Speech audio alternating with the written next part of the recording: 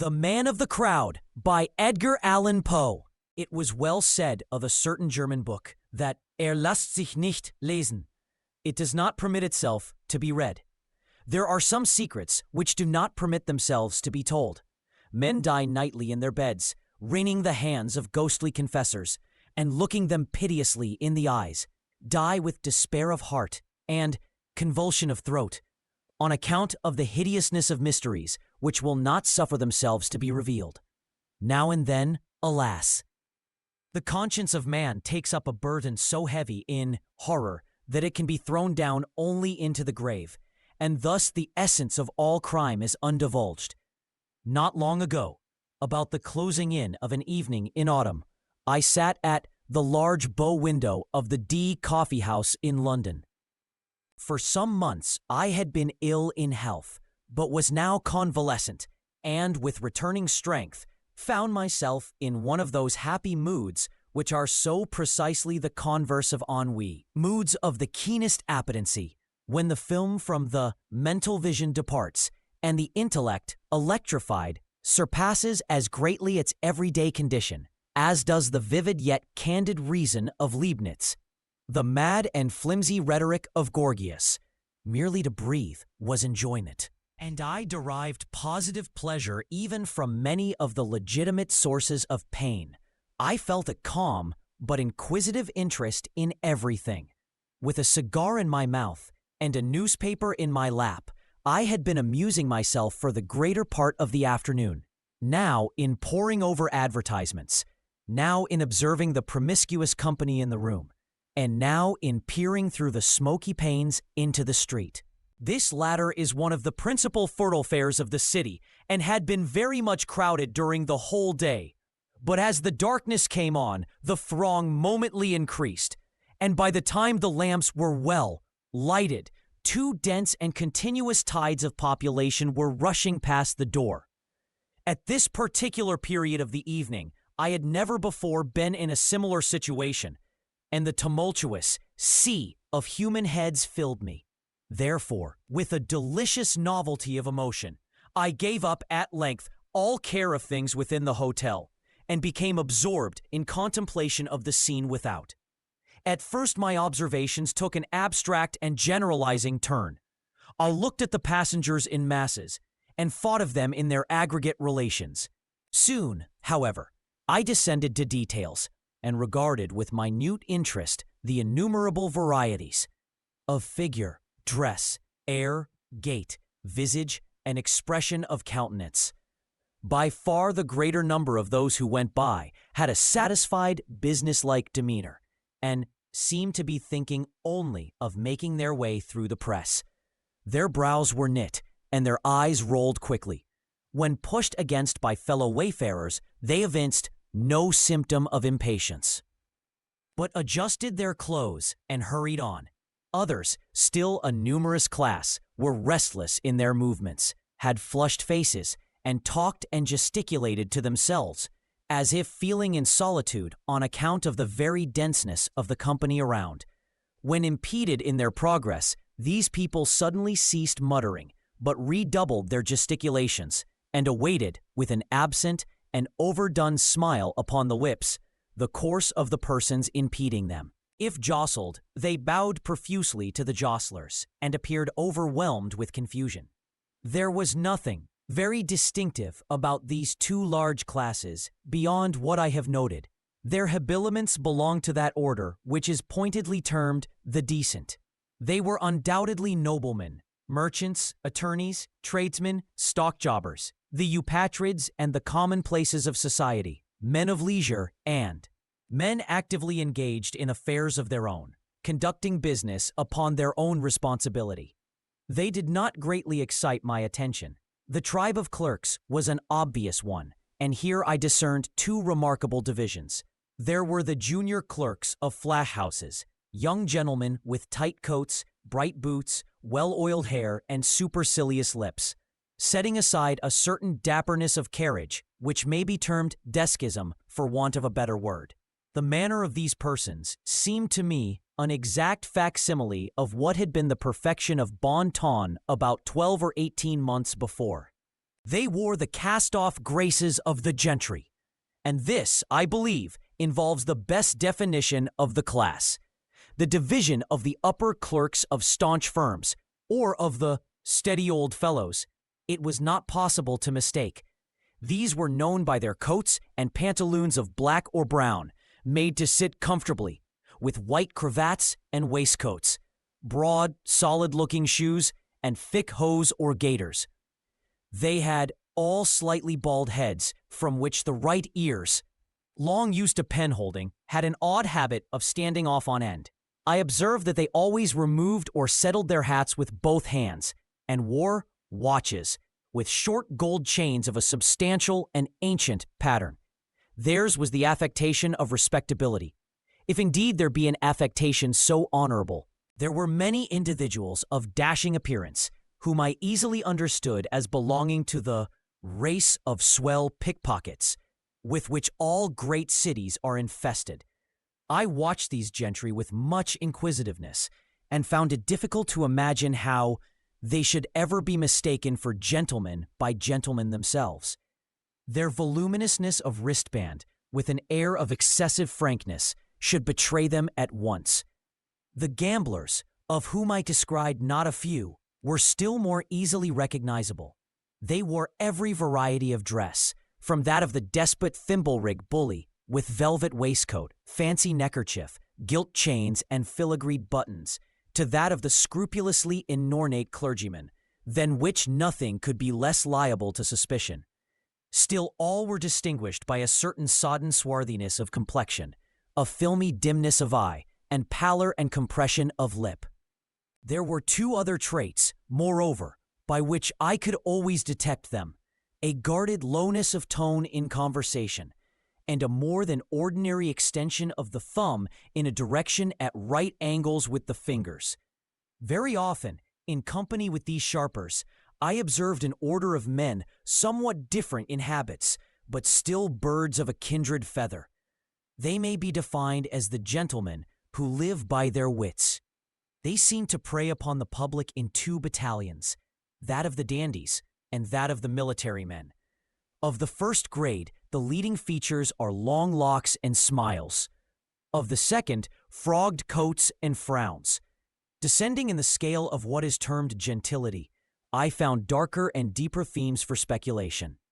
I saw Jew peddlers, with hawk eyes flashing from countenances whose every other feature wore only an expression of abject humility. Sturdy, professional street beggars scowling upon mendicants of a better stamp, whom despair alone had driven forth into the night for charity. Feeble and ghastly invalids, upon whom death had placed a sure hand, and who sidled and tottered through the mob, looking every one beseechingly in the face, as if in search of some chance consolation. Some lost hope. Modest young girls returning from long and late labor to a cheerless home, and shrinking more tearfully than indignantly from the glances of ruffians, whose direct contact even could not be avoided. Women of the town, of all kinds and of all ages, the unequivocal beauty in the prime of her womanhood, putting one in mind of the statue in Lucian, with the surface of Parian marble, and the interior filled with filth.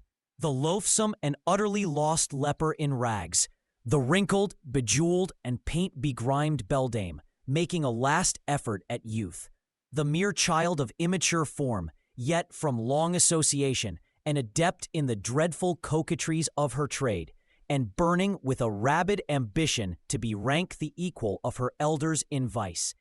Drunkards innumerable and indescribable, some in shreds and patches, reeling inarticulate, with bruised visage and lackluster eyes, some in whole although filthy garments, with a slightly unsteady swagger, thick sensual lips, and hardy-looking rubicund faces, others clothed in materials which had once been good, and which even now were scrupulously well brushed, men who walked with a more than naturally firm and springy step, but whose countenances were fearfully pale, whose eyes hideously wild and red, and who clutched with quivering fingers, as they strode through the crowd, at every object which came within their reach. Beside these, piemen, porters, coal heavers, sweeps, organ grinders, monkey exhibitors, and ballad mongers, those who vended with those who sang, ragged artisans and exhausted laborers of every description, and all full of a noisy and inordinate vivacity, which jarred discordantly upon the ear and gave an aching sensation to the eye.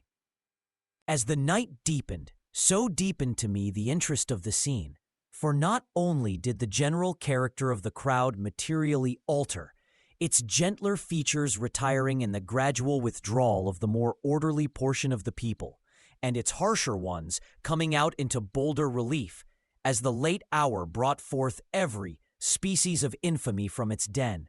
But the rays of the gas lamps, feeble at first in their struggle with the dying day, had now at length gained ascendancy, and threw over everything a fitful and garish luster. All was dark, yet splendid, as that ebony to which has been likened the style of Tertullian.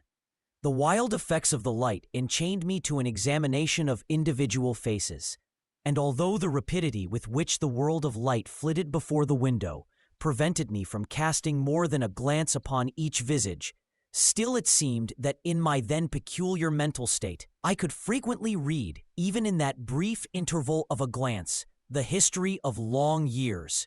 With my brow to the glass, I was thus occupied in scrutinizing the mob, when suddenly there came into view a countenance, that of a decrepit old man, some 65 or 70 years of age.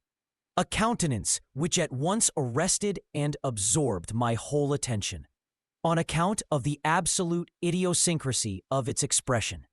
Anything even remotely resembling that expression I had never seen before. I well remember that my first thought, upon beholding it, was that Retz, had he viewed it, would have greatly preferred it to his own pictorial incarnations of the fiend. As I endeavored, during the brief minute of my original survey, to form some analysis of the meaning conveyed, there arose confusedly and paradoxically within my mind the ideas of vast mental power, of caution, of penuriousness, of avarice, of coolness, of malice, of bloodthirstiness, of triumph, of merriment, of excessive terror, of intense, of supreme despair. I felt singularly aroused, startled, fascinated. How wild a history, I said to myself, is written within that bosom. Then came a craving desire to keep the man in view, to know more of him. Hurriedly putting on an overcoat and seizing my hat and cane, I made my way into the street and pushed through the crowd in the direction which I had seen him take, for he had already disappeared. With some little difficulty, I at length came within sight of him, approached, and followed him closely, yet cautiously, so as not to attract his attention. I had now a good opportunity of examining his person. He was short in stature, very thin, and apparently very feeble. His clothes, generally, were filthy and ragged, but as he came, now and then, within the strong glare of a lamp, I perceived that his linen, although dirty, was of beautiful texture, and my vision deceived me, or through a rent in a closely buttoned and evidently second-handed roquelaire which enveloped him, I caught a glimpse both of a diamond and of a dagger. These observations heightened my curiosity, and I resolved to follow the stranger whithersoever he should go. It was now fully nightfall, and a thick, humid fog hung over the city, soon ending in a settled and heavy rain. This change of weather had an odd effect upon the crowd, the whole of which was at once put into new commotion and overshadowed by a world of umbrellas. The waver, the jostle, and the hum increased in a tenfold degree. For my own part, I did not much regard the rain, the lurking of an old fever in my system rendering the moisture somewhat too dangerously pleasant. Tying a handkerchief about my mouth, I kept on. For half an hour, the old man held his way with difficulty along the great thoroughfare, and I here walked close at his elbow through fear of losing sight of him, never once turning his head to look back. He did not observe me. By and by he passed into a cross street, which, although densely filled with people, was not quite so much thronged as the main one he had quitted. Here a change in his demeanor became evident. He walked more slowly and with less object than before, more hesitatingly. He crossed and recrossed the way repeatedly without apparent aim. And the press was still so thick that at every such movement, I was obliged to follow him closely. The street was a narrow and long one, and his course lay within it for nearly an hour, during which the passengers had gradually diminished to about that number which is ordinarily seen at noon in Broadway near the park. So vast a difference is there between a London populace and that of the most frequented American city. A second turn brought us into a square brilliantly lighted and overflowing with life. The old manner of the stranger reappeared. His chin fell upon his breast, while his eyes rolled wildly from under his knit brows, in every direction upon those who hemmed him in. He urged his way steadily and perseveringly. I was surprised, however, to find, upon his having made the circuit of the square, that he turned and retraced his steps. Still more was I astonished to see him repeat the same walk several times. Once, nearly detecting me as he came round with a sudden movement. In this exercise he spent another hour, at the end of which we met with far less interruption from passengers than at first. The rain fell fast, the air grew cool, and the people were retiring to their homes. With a gesture of impatience, the wanderer passed into a by-street comparatively deserted. Down this, some quarter of a mile long, he rushed with an activity I could not have dreamed of, seeing in one so aged, and which put me to much trouble in pursuit. A few minutes brought us to a large and busy bazaar, with the localities of which the stranger appeared well acquainted, and where his original demeanor again became apparent, as he forced his way to and fro, without aim, among the host of buyers and sellers. During the hour and a half, or thereabouts, which we passed in this place, it required much caution on my part to keep him within reach without attracting his observation. Luckily, I wore a pair of caoutchouc overshoes and could move about in perfect silence. At no moment did he see that I watched him. He entered shop after shop, priced nothing, spoke no word, and looked at all objects with a wild and vacant stare. I was now utterly amazed at his behavior, and firmly resolved that we should not part until I had satisfied myself in some measure respecting him. A loud-toned clock struck 11, and the company were fast deserting the bazaar.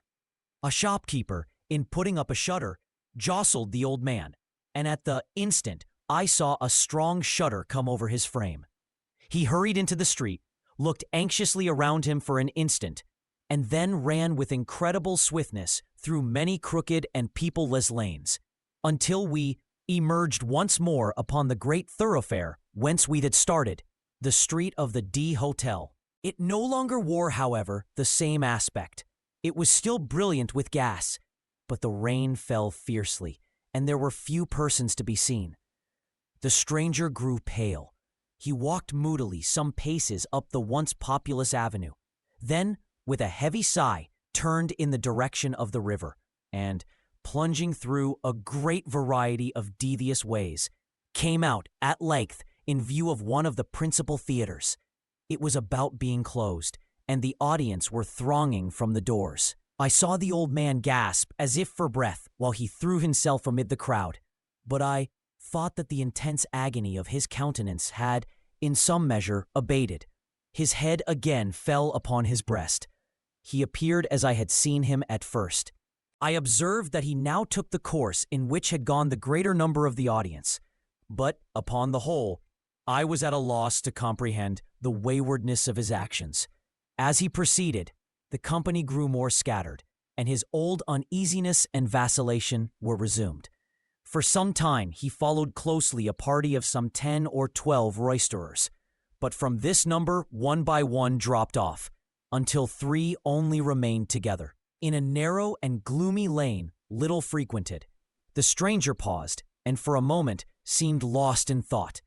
Then, with every mark of agitation, pursued rapidly a route which brought us to the verge of the city, amid regions very different from those we had hitherto traversed. It was the most noisome quarter of London, where everything wore the worst impress of the most deplorable poverty and of the most desperate crime. By the dim light of an accidental lamp, tall, antique, worm-eaten wooden tenements were seen tottering to their fall in directions so many and capricious that scarce the semblance of a passage was discernible between them. The paving stones lay at random, displaced from their beds by the rankly growing grass. Horrible filth festered in the dammed-up gutters. The whole atmosphere teemed with desolation. Yet, as we proceeded, the sounds of human life revived by sure degrees, and at length large bands of the most abandoned of a London populace were seen reeling to and fro. The spirits of the old man again flickered up, as a lamp which is near its death hour. Once more he strode onward with elastic tread. Suddenly a corner was turned, a blaze of light burst upon our sight, and we stood before one of the huge suburban temples of intemperance, one of the palaces of the fiend Jinn. It was now nearly daybreak, but a number of wretched inebriates still pressed in and out of the flaunting entrance. With a half-shriek of joy, the old man forced a passage within, resumed at once his original bearing, and stalked backward and forward, without apparent object, among the throng.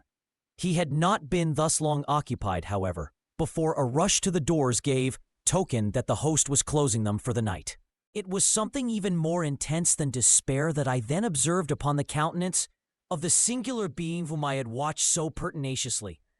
Yet he did not hesitate in his career, but, with a mad energy, retraced his steps at once to the heart of the mighty London. Long and swiftly he fled, while I followed him in the wildest amazement, resolute not to abandon a scrutiny in which I now felt an interest all-absorbing.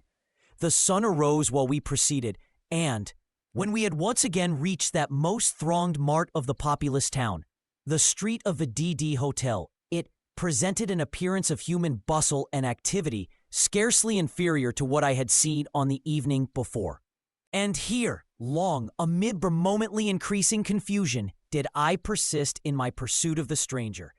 But as usual, he walked to and fro, and during the day did not pass from out the turmoil of that street. And, as the shades of the second evening came on, I grew wearied unto death, and stopping fully in front of the wanderer, gazed at him steadfastly in the face. He noticed me not, but resumed his solemn walk, while I, ceasing to follow, remained absorbed in contemplation. "This old man," I said at length, "is the type and the genius of deep crime. He refuses to be alone.